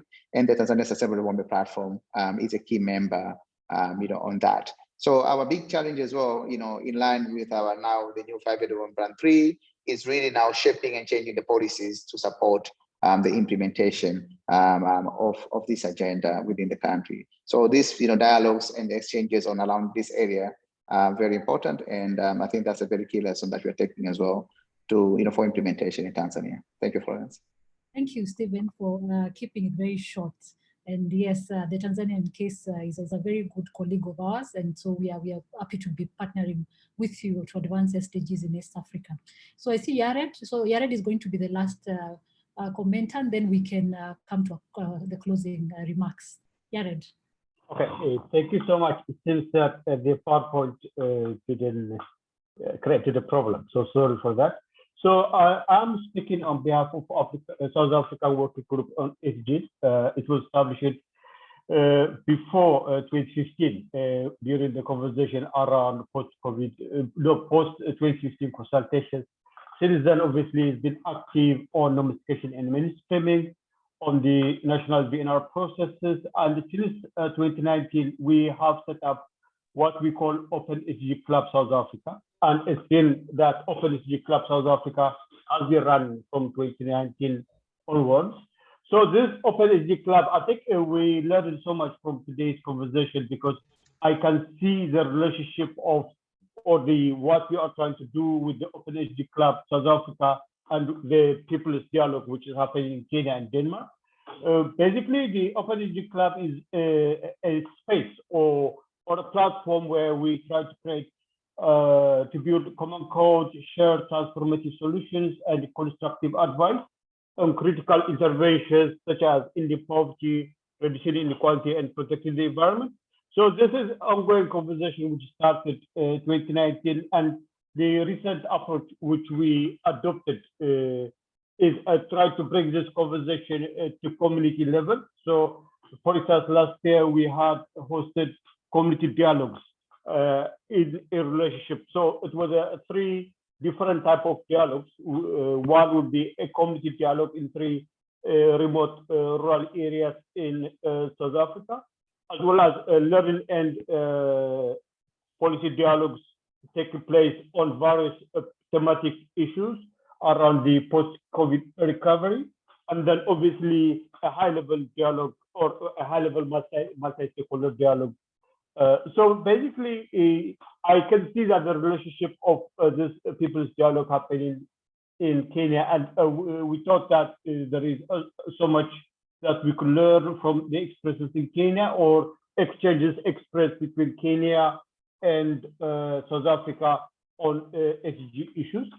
This year, we are trying to sort of restart conversation around coming up with a new roadmaps on voluntary national reviews and voluntary local reviews, supporting South Africa to establish its multi-stakeholder partnership platform, as well as continue the conversation on post-COVID recovery. So those are the areas which we are looking at to work, and I think we intend to work with the Kenyan team in coming months to share experiences with their people's dialogue and the dialogues we've been hosting in South Africa.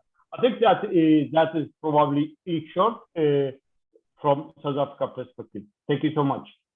Thank you, Yared, and thank you, colleagues from the other SDG coalitions in Africa. I believe all participants, this has been a good session to just ensure or hear what other people are doing across Africa and how they've drawn inspiration from Kenya. And so this is just to motivate all of us that the little kind of work that we are doing, or the great kind of works that we are doing, makes an impact not just locally, but also at regional level. And there needs to be a lot of solidarity if we are to achieve SDGs by 2030. Colleagues, let me thank you all because I think we're coming to a conclusion. If you can start maybe turning on your cameras so that we can all take maybe a photo, a group photo, those that are able to turn on their camera, as I just come to the concluding remarks. For me, it's just to thank all of you. I want to bring the apologies of the Danish Embassy. The representative joined us, but he had serious technical issues and he's dropped, and we've spoken with him, but he's not able to come back to give the closing remarks. I believe this is not just it's not the end of this conversation. Most of you that have worked with us know that we don't just stop there.